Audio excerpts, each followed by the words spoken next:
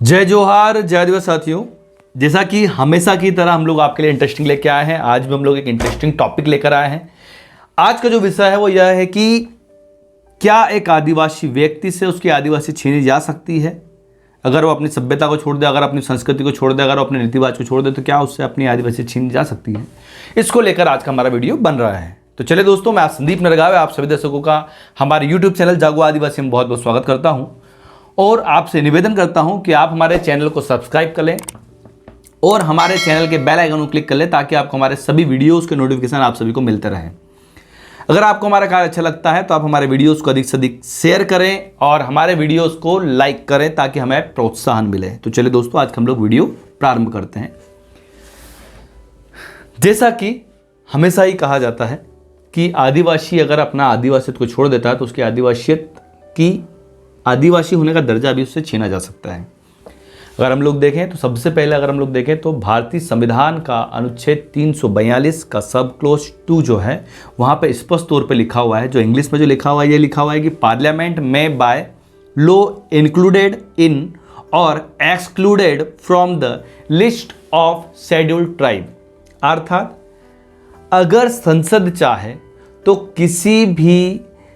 Community को या फिर किसी भी व्यक्ति को या फिर किसी भी जाति को शेड्यूल्ड ट्राइब की लिस्ट से हटा सकती है। और अगर किसी को हटाया जा सकता है तो वो किन किन आधारों पर हटाया जा सकता है, तो इस चीज़ को स्पष्ट करने के लिए लोकुर कमेटी 1965 में आई थी। ये जो लोकुर कमेटी जो थी, इस कमेटी ने अपनी जो रिपोर्ट जो पेश की थी, इसका जो शीर्षक था वो यह था कि the report of the advisory committee in the revision of the list of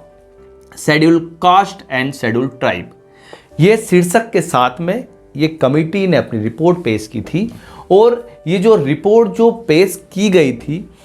इस रिपोर्ट में ये जो रिपोर्ट जो पेश की गई थी, ये रिपोर्ट जो प्रस्तुत हुई थी वो 29 अक्टूबर 1956 में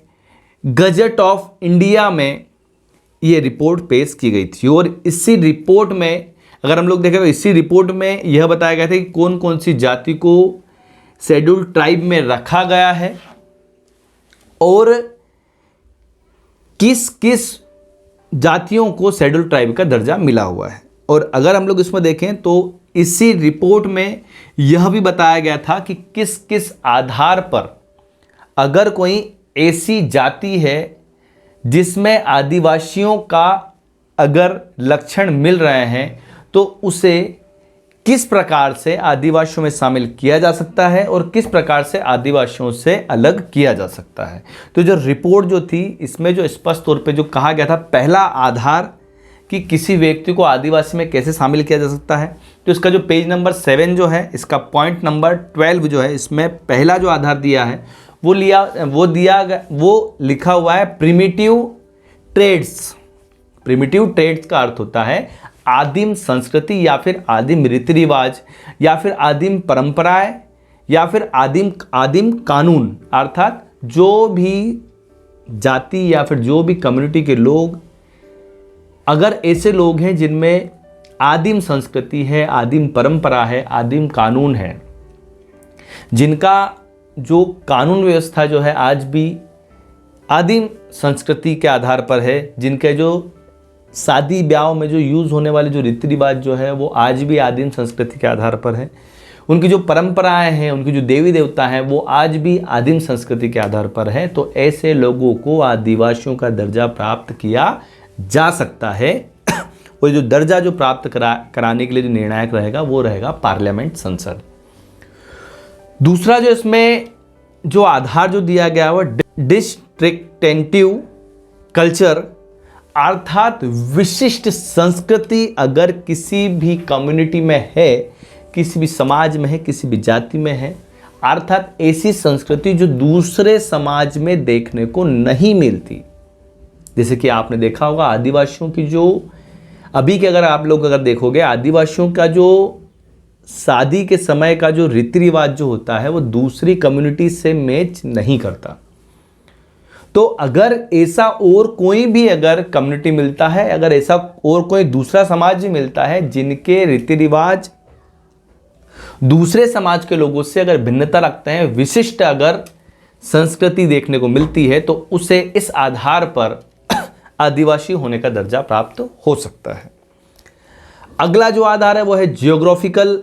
आइसोलेशन, अर्थात भौगोलिक अलगाववाद। भौगोलिक अलगाववाद अर्थात अगर कोई कम्युनिटी पूरे समाज से या फिर शहरों से दूर रहकर पहाड़ों में अगर रहती है, दूसरे समाज से अगर कट के रहती है, समाज के साथ में नहीं रहती, दूसरा जो शहरी समाज जो है उसके साथ में नहीं रहती, उनसे संबंध नहीं रखती, उनके बीच में उठना बैठना नहीं है, तो ऐसी समाज को भी आदिवासी होने का दर्जा प्राप्त दिया जा सकता है। यह है तीसरा आधार। और जो चौथा आधार जो बताया गया है इस कमिटी के द्वारा, वो बताया गया है signs of contact with the communities, अर्थात ऐसा समाज या फिर ऐसा वर्ग जो दूसरे समाज के साथ में व्यवहार रखने में शर्म महसूस करता है, इस प्रकार की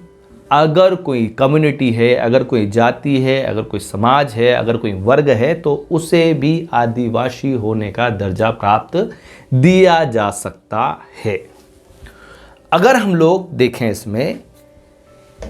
अब ये जो बात हुई, ये तो वह बात हुई कि किन किन आधारों पर किसी को आदिवासियत का दर्जा दिया जा सकता है।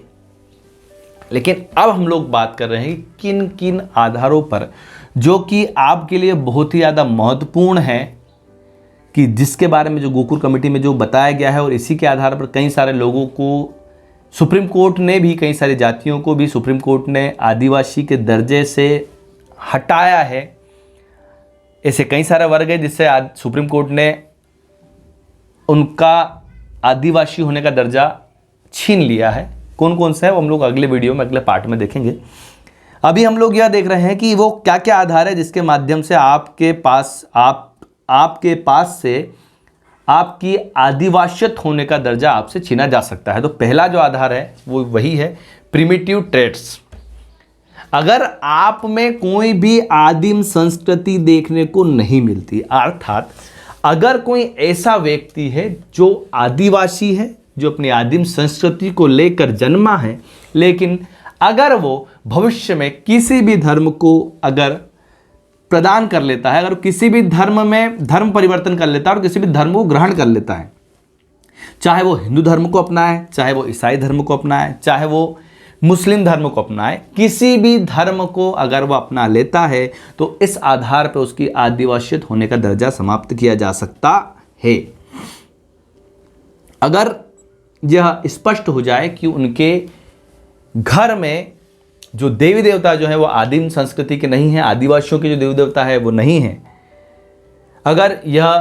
प्रूव हो जाए कि उनके घरों में हिंदू देवी देवता है, या फिर ईसाई देवी देवता है, या फिर मुस्लिम देवी देवता है, या फिर और भी किसी रिलीजन के, दूसरे रिलीजन के देवी देवता है, तो इस आधार पर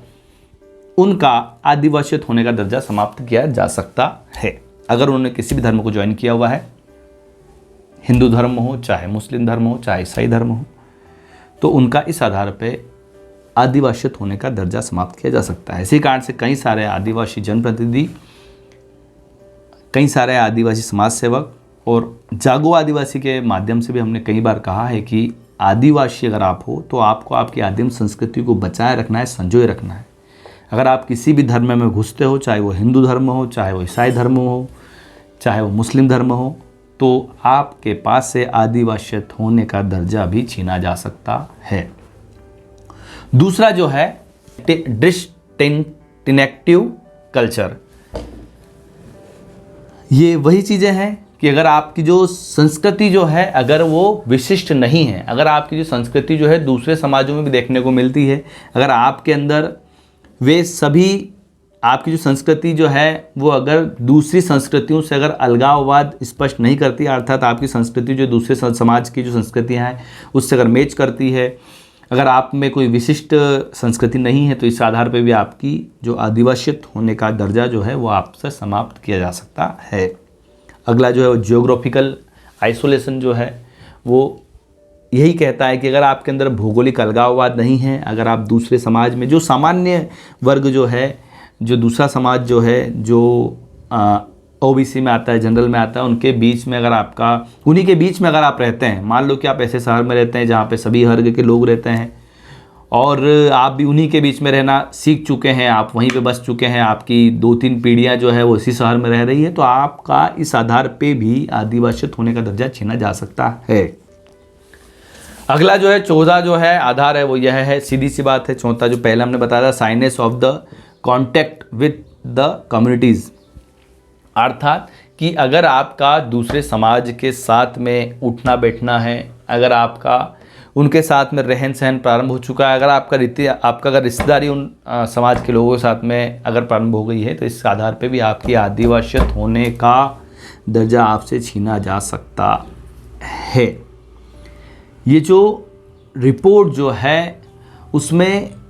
कई सारी चीज़ें जो हैं वो स्पष्ट करती है यह रिपोर्ट, और